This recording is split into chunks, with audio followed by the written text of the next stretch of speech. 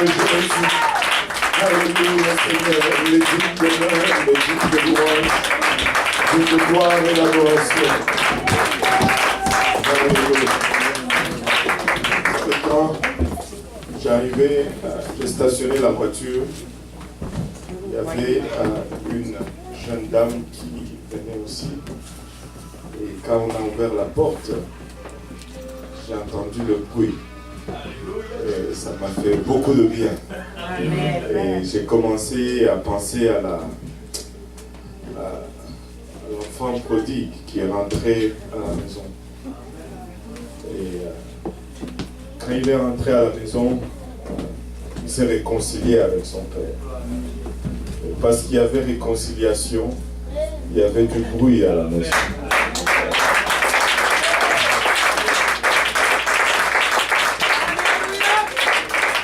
Et la seule façon que son frère savait qu'il y avait quelque chose qui s'est passé à la maison, c'est parce qu'il y avait du bruit. Il venait, il a entendu le bruit à la maison. Vous savez, nous devons avoir l'église la plus bruyante. Pourquoi existe du bruit? Parce qu'il y a un esprit de réconciliation.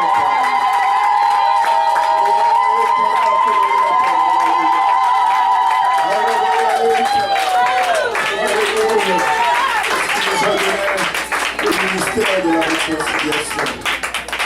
Alléluia. Nous allons toujours nous réjouir. Nous allons toujours célébrer le Seigneur. En fait, quand on reçoit le Saint-Esprit, la Bible nous dit qu'il y a la joie. Amen. Est-ce qu'il y a des gens qui sont remplis du Saint-Esprit?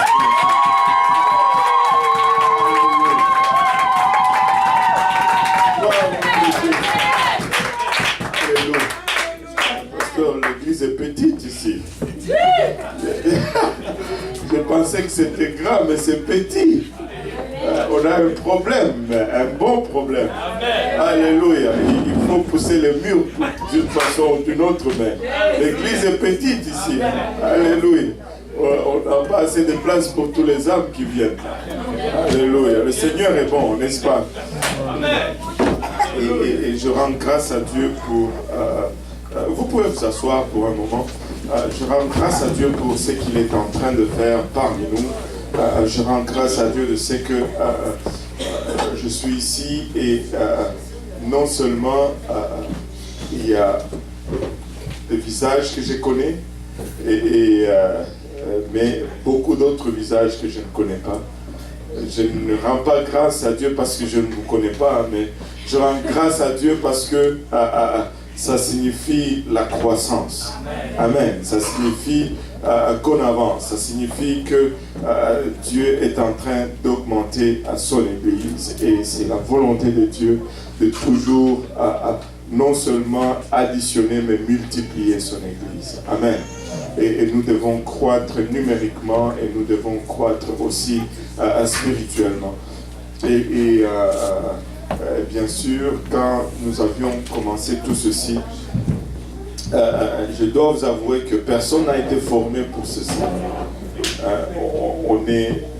On s'est retrouvé à faire ce qu'on est en train de faire, tout simplement par réponse à l'appel de Dieu, et non pas par formation ou par planification. C'est seulement Dieu a dit, tu fais et tu fais.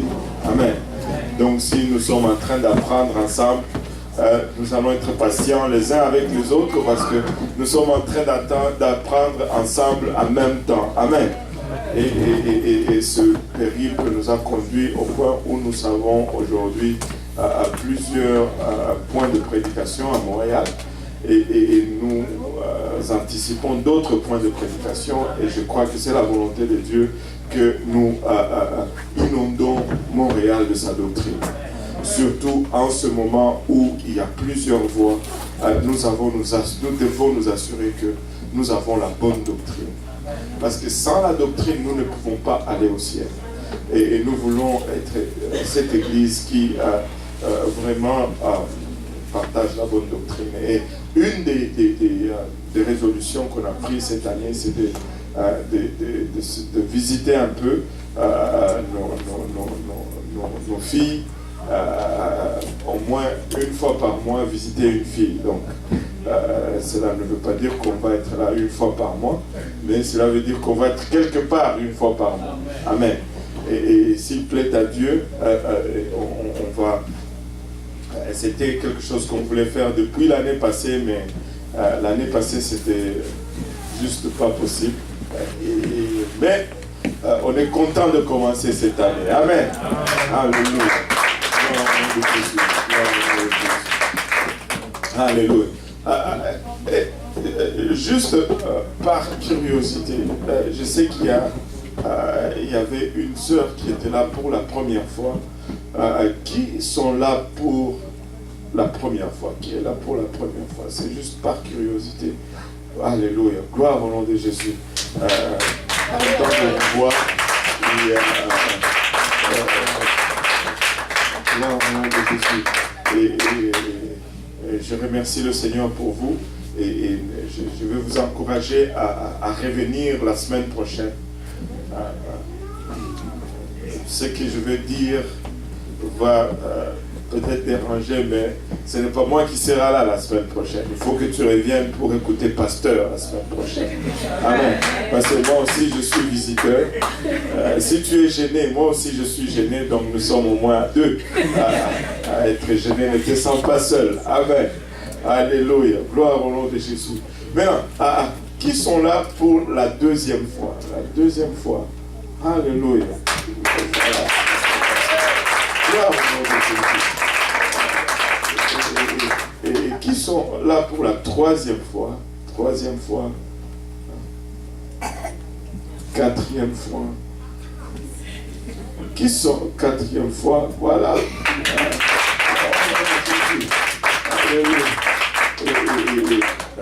Qui sont là? Ça fait au moins 2 mois que vous venez ici. 2 mois. Voilà, 2 mois. 2 mois. Vous savez, je fais ceci pour juste vous montrer que l'Église grandit. Ne vous découragez pas. Mais je ne vais pas avec le visage, c'est papa gentil, je pense. Mais voilà.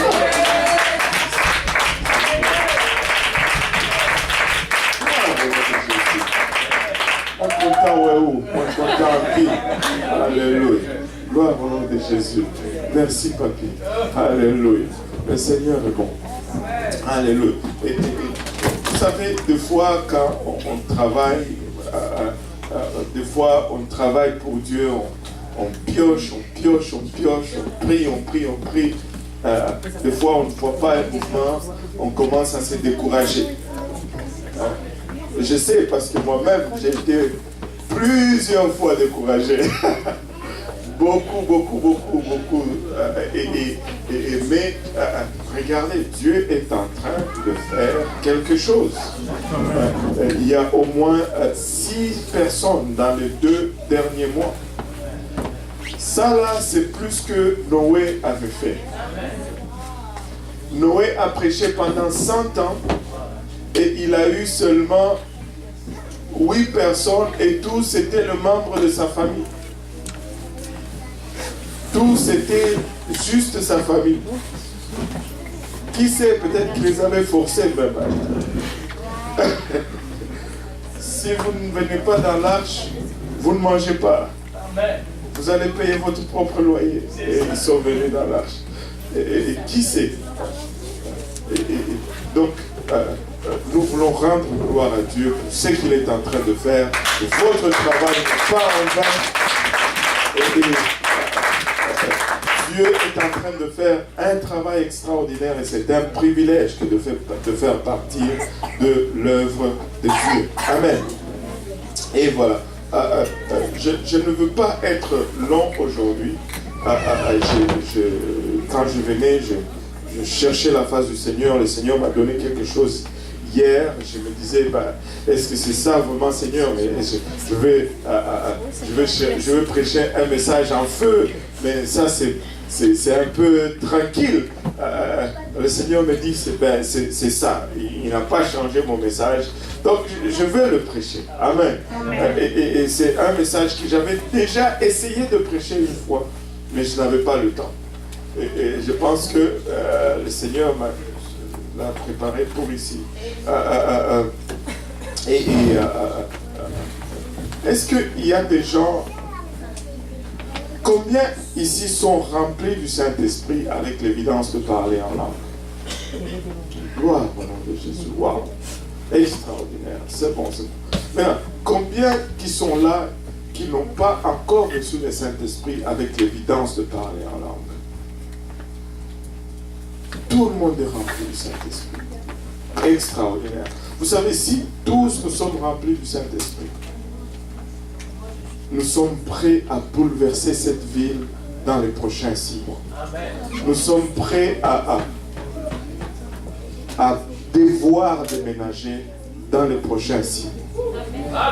Parce que si nous sommes remplis du Saint-Esprit, nous sommes prêts à partir. Parce que cette place est trop petite. On n'a plus besoin de rester ici parce qu'il faut chercher une autre place. Parce que nous devons... vous savez, si nous ne déménageons pas, ça va s'arrêter. Si tous nous sommes remplis du Saint-Esprit et que nous ne déménageons pas, ça va s'arrêter. Ça va s'arrêter et je vais vous expliquer pourquoi. Vous rappelez-vous de la veuve qui avait une dette? C'était la femme d'un prophète. Le prophète est décédé et elle est restée juste avec un fils. Mais elle était endettée. Et les créanciers sont venus pour réclamer leur dû. Et l'ont menacé disant, si tu ne payes pas tes dettes, on va prendre ton enfant. On va prendre ton enfant et on va l'utiliser comme esclave. Mais dans n'importe quelle maman ici, si on disait, si tu ne payes, qui a des dettes? Oh, alléluia. Toi, tu as déjà des dettes. Alléluia. Maintenant, si on venait et qu'on disait, si tu ne payes pas, on prend ton enfant, tu vas commencer à pleurer. Bon, peut-être. Certains parents vont commencer à être peut-être contents. Prends-le. Mais on va commencer à pleurer. On dit non, non, non. Et la dame est allée voir l'homme de Dieu. Il dit, ils veulent prendre mon enfant. Et qu'est-ce que l'homme de Dieu lui dit? Va chez les voisins, va partout. D'abord, elle lui demande, qu'est-ce que tu as à la maison? Il dit, juste un peu d'huile. Laissez-moi demander à quelqu'un ici, qu'est-ce que vous avez à la maison? Dieu ne va pas chercher ce que tu n'as pas. Amen. Très souvent, nous perdons trop de temps à chercher ce que nous n'avons pas et nous ne comptons pas ce que nous avons. Mais Dieu regarde à ce que tu as déjà. Arrête de regarder ça et là. Arrête d'avoir un regard inquiet sur ton visage. Tu as déjà quelque chose et Dieu est après ce que tu as. Amen. Et Dieu va utiliser ce que tu as déjà. Nous passons trop de temps à chercher ce que nous n'avons pas. Et très souvent, nous ne sommes pas satisfaits parce que nous n'avons pas. Arrête de compter ce que tu n'as pas. Commence à compter ce que tu as. Tu m'as dit, tu es plein de Saint-Esprit. Réjouis-toi parce que tu as déjà. Et Dieu va utiliser ce que tu as. Dieu va utiliser ce que tu as. Maintenant, cette dame... le prophète lui dit, qu'est-ce que tu as dit? J'ai de l'huile. J'ai de l'huile. Et le prophète lui dit, bon, va dans le quartier. Emprunte tous les vases vides. Tout récipient vide que tu as, emprunte. Il a dit, emprunte. Tu vas amener ces récipients, mais ils ne sont pas à toi. Emprunte. Il n'a pas dit achète ou prends, s'assoit à toi. Il a dit, emprunte. Elle a emprunté. Et il dit, amène ton enfant avec toi. Rentre dans la maison et ferme la porte.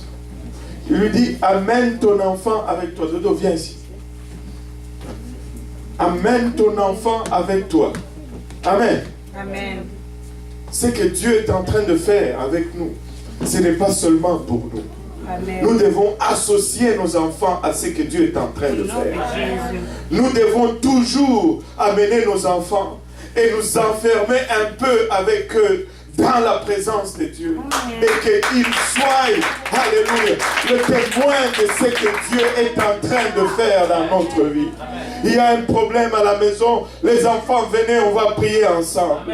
Il y a quelque chose manque, prions et mettons Dieu au défi ensemble. Que les enfants savent ce qu'il manque dans la maison. Et que les enfants prient. Parce que lorsque Dieu va répondre, ils vont savoir que c'est Dieu qui a répondu. Et ils vont grandir leur foi en ce Dieu. Nous n'allons pas laisser nos enfants dehors. Nous allons les amener avec nous. Nous allons, alléluia, vivre pour Dieu avec nos enfants. Nous allons travailler pour Dieu avec nos enfants. Tu dois aller enseigner une étude biblique, amène ton enfant. Tu dois aller évangéliser, amène ton enfant. Tu dois aller à l'église, ne viens pas seul, amène tes enfants. Alléluia. Ils vont être avec nous. Ils vont voir ce que Dieu va faire dans nos vies. Et ils vont croire dans ce Dieu. Et ils vont vivre pour Dieu. Et ils vont faire la différence dans ce monde. Nos enfants ne vont pas aller en enfer. Ils vont aller au ciel avec nous. Je planifie d'amener ma famille au ciel avec nous. Alléluia. Gloire au nom de Jésus. Écoutez, nous devons prier pour nos enfants. Ne te fatigue pas de prier pour tes enfants. Je vais dire une chose. Ne pleure plus pour tes enfants. Prie pour tes enfants. Ne pleure pas. Prends autorité. Prends autorité. Dis, je brise cet esprit de rébellion dans le nom de Jésus-Christ. Ne pleure pas. Exerce l'autorité que Dieu a placée en toi. Ne demande pas, prends. Réclame. Déclare. Chasse. Brise le lien. Exerce l'autorité. Amen. Amen. Ils sont entrés avec l'enfant et il dit, verse l'huile. Et là, il donnait un vase. Toi, tu me donnes le vase. Plein. Un autre. Plein. Un autre. Et du temps qu'il y avait des vases vides, l'huile coulait toujours.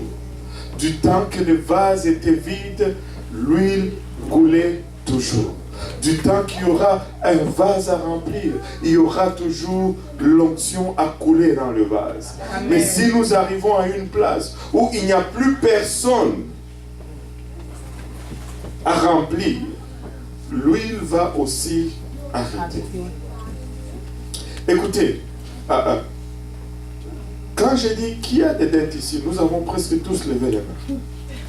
Mais parce que nous avons tous des dettes, des Mastercard, des choses comme ça, qu'il faut couper. Mais regardez ces choses. Nous avons d'autres dettes. Nous avons des dettes envers cette société. Et cette société nous réclame. Nous avons des dettes envers ce monde. Et ce monde réclame. Il vient, il frappe à la porte. Quand le diable vient frapper à la porte, c'est parce qu'on lui doit. Mais quand il viendra réclamer, avons-nous de l'huile à la maison pour payer? Comment est-ce qu'on va s'en sortir? Et nous devons avoir de l'huile à la maison. Nous devons avoir de l'huile parce que nous avons des dettes à payer. Et l'huile, c'est toujours le symbole de l'onction. elle a eu cette huile. Les vases ont été remplis. Mais c'était pour payer la dette. Pour délivrer son enfant. Oh, écoutez-moi ceci. L'onction de Dieu, ce n'est pas pour moi. L'onction de Dieu, c'est pour servir quelqu'un d'autre.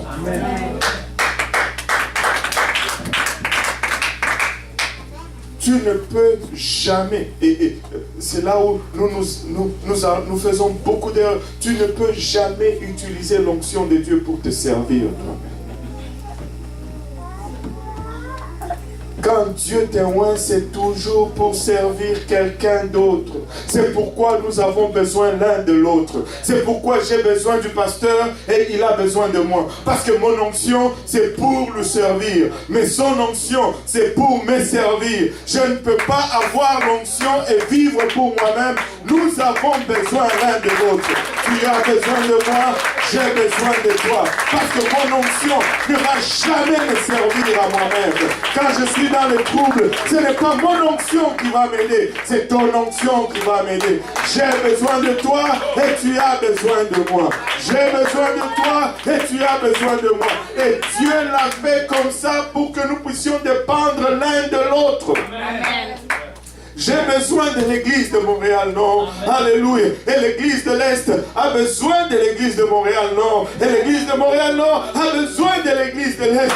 Parce que notre onction ne peut pas nous servir nous-mêmes. Notre onction est là toujours pour servir l'autre. Si elle gardait cette huile dans la maison, ça n'allait pas le servir. Mais elle devait racheter. Il est correct. Il y en a qui sont appelés et il y en a d'autres qui viennent chercher eux-mêmes. Alléluia. N'attends pas que tu sois seulement appelé. Tu peux juste aller et juste chercher. Souvenez-vous de cette femme qui avait un problème de perte de sang. Je ne sais pas où ce service va. Alléluia. Et Dieu est en train de faire quelque chose ici. Souvenez-vous de cette femme qui avait... Le Seigneur n'était pas... Elle n'avait pas un rendez-vous. Le Seigneur allait guérir quelqu'un d'autre. Elle me dit, moi, je veux juste aller moi-même. C'est ça. Je veux juste aller moi-même. Il y en a qui viennent eux-mêmes, d'autres sont appelés. Et toi, qu'est-ce que tu attends? On ne va pas appeler. Lève-toi, va chercher. N'est-ce pas? Alléluia. Et pour revenir à cette femme, vous savez, l'huile a servi pour délivrer son enfant. Mais cet enfant était au fait sa bénédiction pour elle. Et mon onction doit toujours servir quelqu'un d'autre. Mon onction Dieu ne te oint jamais pour te servir toi-même. Et si, comme Église, nous pouvons comprendre cela, nous allons passer à une autre dimension. Et c'est pourquoi je dis, si tout le monde est rempli du Saint-Esprit, nous allons prier, nous allons arrêter le service et nous allons sortir. Nous allons aller chercher d'autres qui ne sont pas remplis du Saint-Esprit et nous allons rentrer. Et là, nous allons avoir un service. Parce que nous voulons des vases vides dans la maison. Nous voulons, alléluia, des récipients vides dans la maison. Parce que nous sommes là pour que Dieu remplisse quelqu'un du Saint-Esprit. Nous sommes là pour que Dieu remplisse quelqu'un du Saint-Esprit. Vous savez, la seule raison pourquoi nous sommes restés ici sur terre, Dieu pouvait nous enlever tous aujourd'hui. Par sa parole, il n'y a rien qui le retient. Il n'y a aucune prophétie qu'on peut regarder dans la Bible et qu'on va dire, oh, il faut que celle-ci arrive d'abord avant que le Seigneur n'enlève son Église. Presque toutes les prophéties sont à moi, je n'en connais pas. Peut-être que vous connaissez une autre prophétie, moi je n'en connais pas. Dieu peut revenir aujourd'hui. Mais même cela, laissez-moi vous dire, Dieu nous aime tellement qu'il n'est pas content quand nous traversons des moments difficiles. Moi, je sais que quand il neige 30 cm et qu'il fait froid et que je dois déneiger la voiture et que mes mains gèlent, Dieu n'est pas content de cela. Amen. Il me regarde et dit, ah mon enfant, Dieu donné, si seulement je pouvais l'amener ici au ciel où il ne neige pas, où les rues sont pavées d'or, où c'est toujours 22 degrés tous les jours, le soleil brille tout le temps, il y a toujours des chants d'oiseaux, je peux le faire venir ici. Dieu nous aime tellement que quand nous passons à travers de temps difficiles, ça ne le réjouit pas. Ça ne le réjouit pas. Pas du tout. Même si c'est pour notre correction. Quel parent ici prend plaisir à corriger ses enfants? Aucun. Même quand les enfants le méritent. Tu sais, des fois, les enfants, ils vont faire des choses qu'ils ne doivent pas faire. Hein, si. Et là, papa ou maman va prendre, chez moi c'est la cuillère en bois, je ne sais pas qu'est-ce que vous utilisez chez vous, chez moi c'est la cuillère en bois, hein. Schlac, schlac, schlac, et là, l'enfant pleure, mais dans le cœur, il n'y a pas la joie, mais on sait que ça va produire les résultats après. Des fois, le résultat n'est pas là parce qu'on n'a pas utilisé la cuillère en bois. Mais quand on utilise la cuillère en bois, ça porte des résultats par la suite. Et Dieu n'est pas content quand nous passons à travers le temps difficile. Mais alors, pourquoi est-ce qu'il nous laisse là? La seule raison pourquoi nous sommes encore ici aujourd'hui, c'est que nous devons amener encore quelqu'un d'autre au Seigneur. C'est la seule raison. La seule raison pourquoi nous sommes encore là, c'est parce que non seulement Dieu nous aime beaucoup, mais il aime encore beaucoup quelqu'un d'autre qui n'est pas encore ici. Il aime encore beaucoup quelqu'un d'autre qui n'est pas encore rempli du Saint-Esprit. Il aime encore beaucoup quelqu'un d'autre qui doit être baptisé au nom de Jésus-Christ. Il aime encore beaucoup quelqu'un d'autre, alléluia, qui est en route vers l'enfer, qui n'a pas encore trouvé sa route vers le ciel. C'est pourquoi nous traînons encore ici.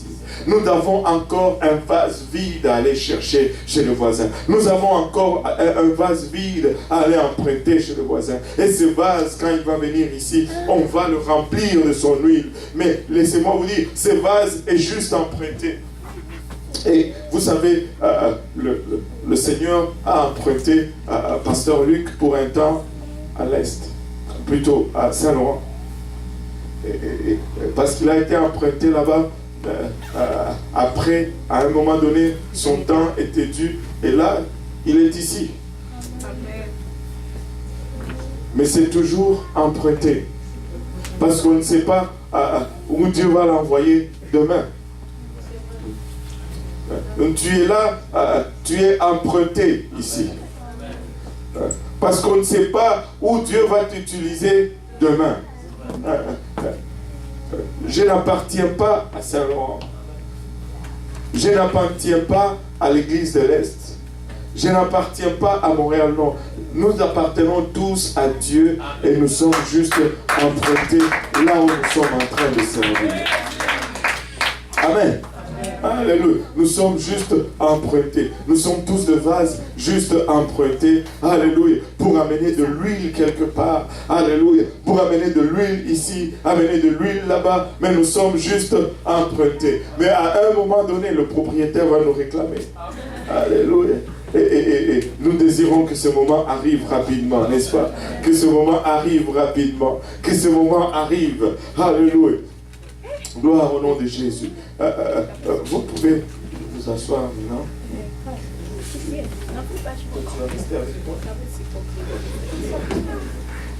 Alléluia. Gloire au nom de Jésus.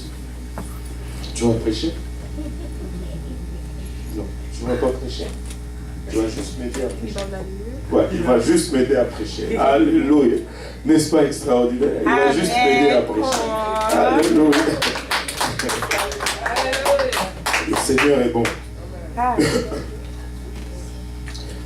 On va aller dans un passage.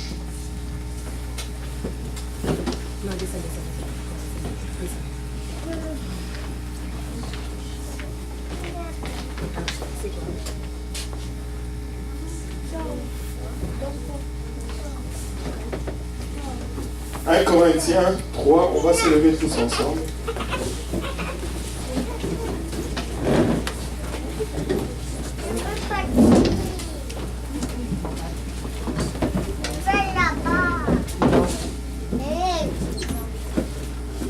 Corinthiens chapitre 3, on va le lire à partir du verset 6.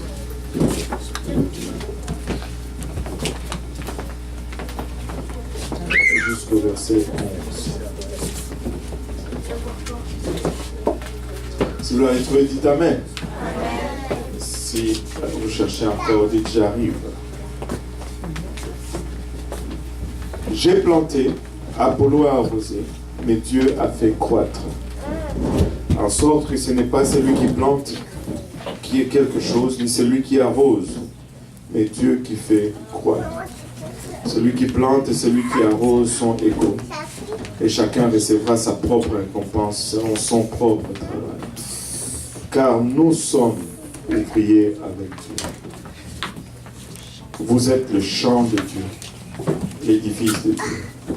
Selon la grâce de Dieu qui m'a été donné, j'ai posé les fondements comme un sage architecte, et un autre bâtit dessus, mais que chacun prenne garde à la manière dont il bâtit dessus. Regardez le verset 11, car personne ne peut poser un autre fondement que celui qui a été posé, savoir Jésus-Christ. Prions tous ensemble. Seigneur, nous te rendons grâce pour ton amour, ta bonté et ta fidélité. Nous te remercions, Éternel, pour le privilège que nous avons d'être réunis ensemble en ce moment, de partager ta parole, Seigneur. Et nous réalisons, Seigneur, que nous sommes des êtres charnels, des êtres naturels, Papa, pour qui les choses spirituelles sont folie, Seigneur. Et de nous-mêmes, nous ne pouvons le recevoir, Seigneur. Aide-nous, Papa, moi, à les donner sans crainte, ni faveur, ni hésitation, Seigneur. Aide-nous tous ensemble à être encouragés, à être édifiés, Seigneur. Papa, et permets que cette parole puisse trouver une place dans nos cœurs où elle va germer, produire le fruit, et que ce fruit nous conduise jusque dans la vie éternelle. Avec action de grâce dans le cœur, nous te prions ainsi, dans le nom précieux de Jésus. Nous disons tous au nom de Jésus. Juste avant de nous asseoir, si nous pouvons poser nos Bibles pour un moment, élever nos voix, battre nos mains pour le Seigneur. Il est digne d'honneur, il est digne de louange, il est digne de gloire et d'adoration. Il est maître de temps, le maître des circonstances. Alléluia Seigneur, alléluia Jésus. Béni soit son Seigneur. Béni soit son Saint-Nom, alléluia. Béni soit son Saint-Nom, alléluia. Et vous pouvez vous asseoir. Paul, ici, est en train d'écrire à l'église de Corinthe. L'église de Corinthe était une église problématique. Les problèmes qui se passaient à l'église de Corinthe va sans dire. Je crois que probablement si l'église de Corinthe était à notre époque, on allait probablement les faire sortir de la fraternité ou de la communion fraternelle. Car le problème qui s'y passait était profond, était intense, était indescriptible. Mais cela devrait nous donner de l'espoir, parce que si eux, avec leurs problèmes, se sont même retrouvés dans la Bible, il y a de l'espoir pour nous. Amen. Amen. Il y a de l'espoir pour nous. Et donc, nous allons persévérer. Amen. Et Paul aurait écrit au total 4 lettres à l'église de Corinthe. Nous avons 2 lettres qui se retrouvent dans les Saintes Écritures. 1 Corinthien et 2 Corinthiens seraient au fait 3 Corinthiens et 4 Corinthiens. Nous n'avons pas 1 et 2 Corinthiens. Mais Paul, il fait référence dans ces 2 lettres. Mais nous n'allons pas gaspiller le peu de temps qui nous reste aujourd'hui avec cela. Il est en train d'adresser une situation à Corinthe parce que l'église de Corinthe avait aussi cette tendance à se réclamer d'une personnalité ou d'un nom quelconque et Paul voulait que cette église retourne au fondement. Au fait, et le fondement, c'était Christ. Et notre désir aujourd'hui, alors que nous sommes devant cette église de Montréal-Nord, c'est que nous retournons toujours au fondement. Vous savez, en ce moment où il y a plusieurs voix, en ce moment où il y a plusieurs bruits, en ce moment où le nord semble ne plus être le nord et le sud semble ne plus être le sud, en ce moment où on ne sait plus qui est homme et qui est femme, en ce moment où on ne sait même plus qui est blanc et qui est noir, en ce moment où tout est bouleversé et il semble n'avoir aucun sens, il est encore plus important de nous assurer que notre doctrine reste claire, nette et fondée sur la parole de Dieu. Amen. Vous savez, j'étais en train de parler à un de nos frères hier à l'église de l'Est. Il me racontait qu'il faisait une entrevue avec quelqu'un et il parlait avec cette personne et quand la personne levait la main, c'était comme si ses avant-bras étaient brûlés et là, après l'entrevue qui était pour un emploi, il dit juste par curiosité, j'ai vu que tu avais eu des brûlures au poignet, là, aux 2 mains, mais aux 2 avant-bras, mais qu'est-ce qui s'est passé? La personne lui dit, as-tu un esprit ouvert? Il dit, ouais, j'ai reçu le Saint-Esprit, donc pour que ça rentre, il fallait qu'il y ait une ouverture quelque part. Et alléluia. Et donc, il dit, au fait, j'étais une femme. Et maintenant, je suis un homme. Et j'ai...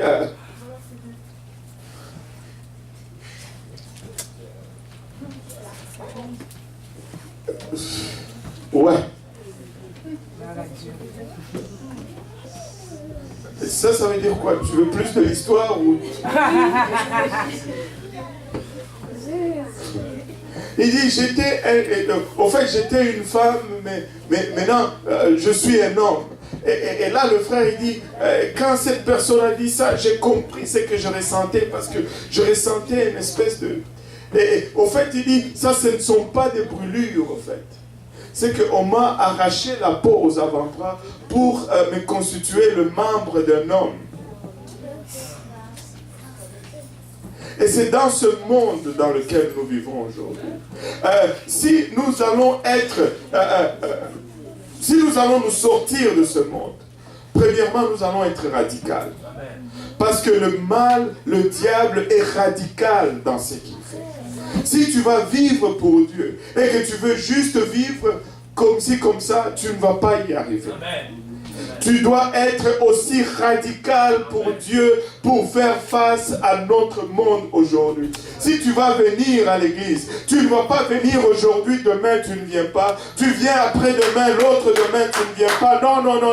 Tu ne vas pas y arriver. Tu dois être à l'église à chaque fois que l'église est ouverte si tu veux survivre dans ce monde. Tu dois prier à chaque fois, à chaque jour, à chaque heure que c'est le moment de prier si tu veux survivre dans ce monde.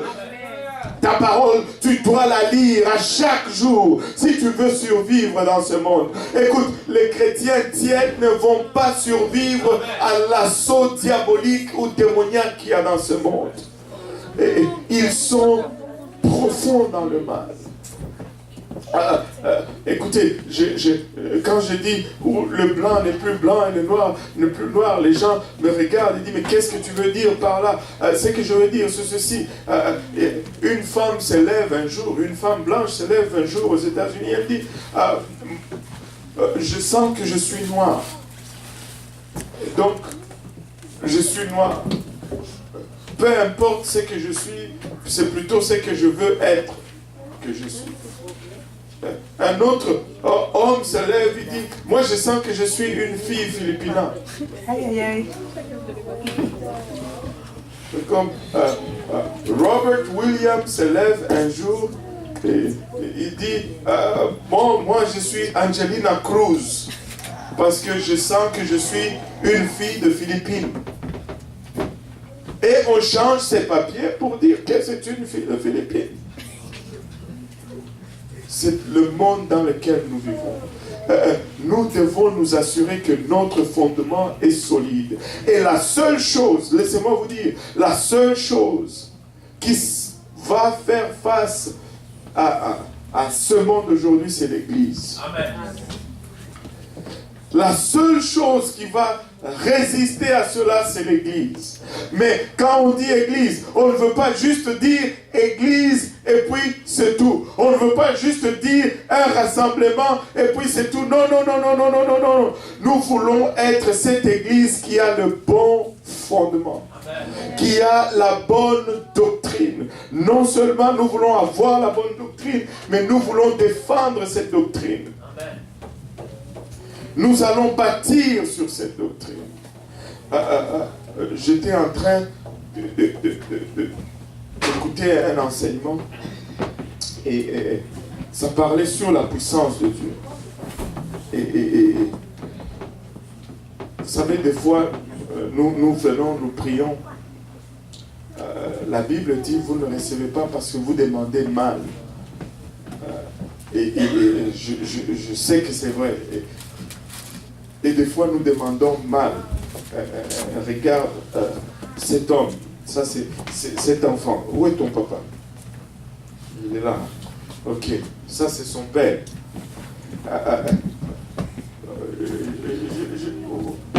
Où est ici? Ah, ok. Bon. Bon. Elle se cache déjà.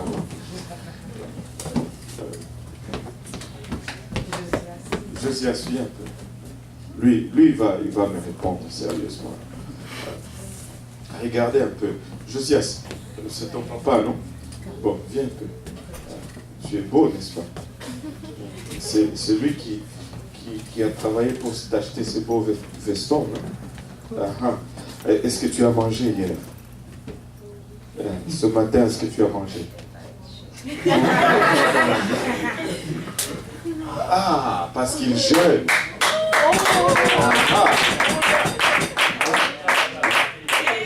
Est-ce qu'il y a de la nourriture à la maison? Ah, il y a de la nourriture. Mais il n'a pas voulu manger parce qu'il jeûne. Écoutez, c'est une église comme ça qu'on a besoin. Regardez ceci. Regardez ceci. Hier, tu as mangé.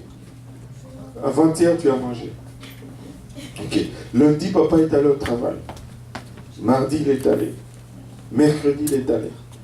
Est-ce qu'il y a un seul jour que toi, tu t'es levé le matin et tu es allé dans la chambre de papa parce que lui dormait encore et tu lui dis, papa, s'il te plaît, lève-toi, va au travail parce que je dois manger. Et si c'est arrivé quelque chose comme ça, tu ne l'as jamais forcé à aller au travail. Il va tout seul. Tout seul.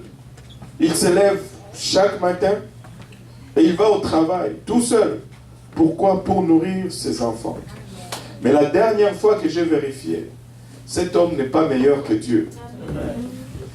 Alors comment est-ce qu'on peut arriver à une place où on commence à supplier Dieu pour qu'il fasse quelque chose pour nous? Nous n'avons rien compris. Nous n'avons pas besoin de supplier Dieu. Dieu, c'est notre Père. Il n'est pas notre Père adoptif. Il est notre Papa. Allô?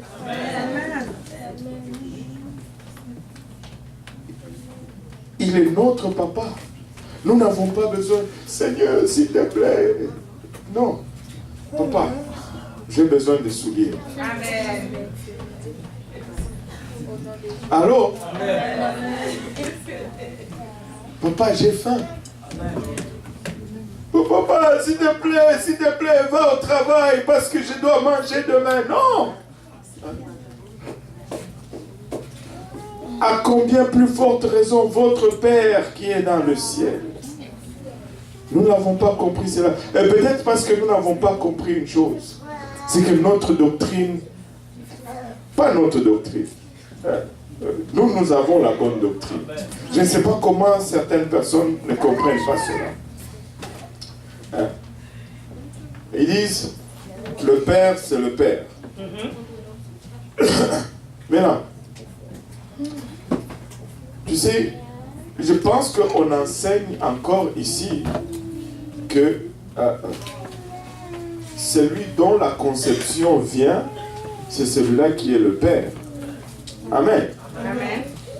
Lui, c'est son fils parce que la conception de lui vient de lui. Amen. Or, la Bible nous dit que le Saint-Esprit a conçu Jésus dans le ventre de Marie. Donc, le Saint-Esprit, c'est le... Donc, on aurait le Père qui est le Père et le Saint-Esprit qui est aussi le Père. Et après cela, Ésaïe 9,5 nous dit, le Fils, il est le Père éternel. Donc, on aurait le Père qui est le Père, le Saint-Esprit qui est le Père, et le Fils aussi qui est le Père. Nous ne sommes pas dans cette confusion. Nous savons que c'est Dieu, il est le Père, il est le seul Dieu, il est lui seul Dieu. Et c'est ça, une des doctrines sur laquelle nous sommes. Toi, tu peux t'asseoir. Tu veux venir aussi. Alléluia. Alléluia. Et nous ne sommes pas confus dans notre doctrine. Notre doctrine est encore le bon fondement. Mais Paul adresse ici cette situation qui est arrivée à Corinthe, où les gens s'attribuaient des identités par rapport à qui a fait ceci, ou qui a fait cela, ou qui a amené ceci, ou qui a amené cela. Nous n'allons pas être ce genre d'église. Nous allons être l'église dont Paul parle ici. Il dit, j'ai planté. Il y a quelqu'un d'autre qui a probablement planté. Apollo a arrosé. Il y a probablement quelqu'un d'autre qui a invité. Il y a probablement quelqu'un d'autre, alléluia, qui a donné. Il y a probablement quelqu'un d'autre qui va donner l'étude biblique. Il y a probablement quelqu'un d'autre qui va faire le suivi. Il y a probablement quelqu'un d'autre qui va utiliser sa voiture pour l'amener, que ça soit ici. Vous savez, quand je vais à l'église de l'Est, il y a des gens qui vont là-bas, qui ont été invités par quelqu'un de l'église de Montréal-Nord. Ils ne disent pas, oh, moi je suis de Montréal-Nord. Et quand je viens ici, il y a des visages que je vois, des gens qui ont été invités par quelqu'un de Saint-Laurent. Ils ne disent pas, oh, moi je suis de Saint-Laurent, ou moi je suis de Pasteur Luc, ou moi, écoute, tous nous sommes des ouvriers égaux, pareils. Alléluia. Nous sommes au service d'un seul Dieu. Nous sommes un seul corps et nous avançons cette œuvre. Alléluia. Montréal-Nord va grandir, on va pousser le mur. Mais vous savez, à un moment donné, Montréal-Nord va aussi avoir un bébé. Montréal-Nord va aussi planter une église fille. Et qui sait qui va être le pasteur là-bas? C'est peut-être quelqu'un qui viendra de Saint-Laurent, c'est peut-être quelqu'un qui viendra de l'Est, mais c'est peut-être quelqu'un qui est là ici, en train de suivre l'enseignement. C'est peut-être quelqu'un qui va être ici, c'est peut-être ce monsieur-là, c'est peut-être ce monsieur-là, qui sait, c'est peut-être Papy Gentil, qui sait si Dieu va l'appeler à prêcher la parole quelque part. Moi, je ne sais pas, mais ce que je sais, c'est que Dieu va faire avec nous et nous allons travailler ensemble, nous allons mettre nos efforts ensemble. Est-ce que tout va être parfait? Non, rien ne sera jamais parfait. Alléluia. Mais ces problèmes qui vont essayer de nous diviser, tu sais quoi? Dieu va les utiliser pour nous unir encore davantage. Alléluia. C'est tout. Oh, Écoutez, Dieu nous a appelés à travailler ensemble et nous allons faire avancer cette œuvre.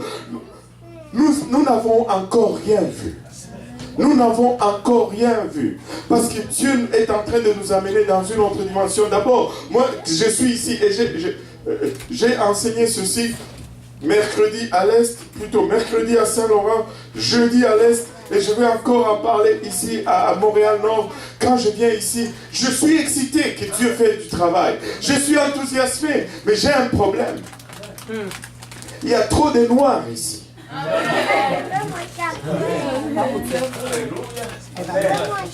Il y a trop de noirs. Pas que je ne veux pas que un seul d'entre vous soit dehors. Non, je veux juste que notre église reflète notre communauté. Amen. Je ne sais pas, dans les bus que nous montons, il y a plus de blancs que de noirs. Alors, dans les métros que nous embarquons, il y a plus de blancs que de noirs. C'est vrai. C'est vrai. Dans nos écoles, la plupart des élèves sont des blancs. Mais où est-ce qu'ils sont? Pourquoi est-ce que nous ne les évangélisons pas? L'église n'est pas seulement pour les noirs. Amen. Ça, c'est du racisme. Amen. Allô? Amen. Écoutez, Dieu ne nous a pas amenés ici juste pour que nous gagnions les noirs. Allô? Amen. Si c'était ça son but, il allait nous laisser, que ce soit en Haïti ou en Afrique, parce que nous allons être plus rentables là-bas. Et parce qu'il y a plus de noirs autour. Donc tu as plus de chances de gagner plus. Mais ici, il y en a ça et là. Le travail est plus difficile pour gagner le noir ici que ça l'est en Afrique. Nous devons être intentionnellement non intentionnels. Nous devons être intentionnellement non intentionnels. C'est-à-dire quand nous regardons une âme, juste une âme. Amen. Et nous devenons agressifs avec notre évangile. Amen. Écoutez, Dieu nous a amenés ici pour toucher ce peuple. Amen.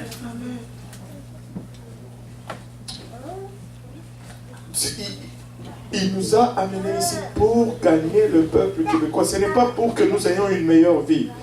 Ça, c'est un mensonge. Dieu ne nous a pas... Peut-être que vous êtes venus ici en pensant que vous êtes venus pour chercher une meilleure vie. Et c'est noble. Mais Dieu n'a pas besoin de te faire passer à travers toutes les difficultés. Je ne sais pas pour vous. Moi, j'ai galéré pour arriver ici. Je ne servais pas encore le Seigneur. J'ai menti à gauche, à droite. J'ai passé des situations stressantes pour arriver jusqu'ici.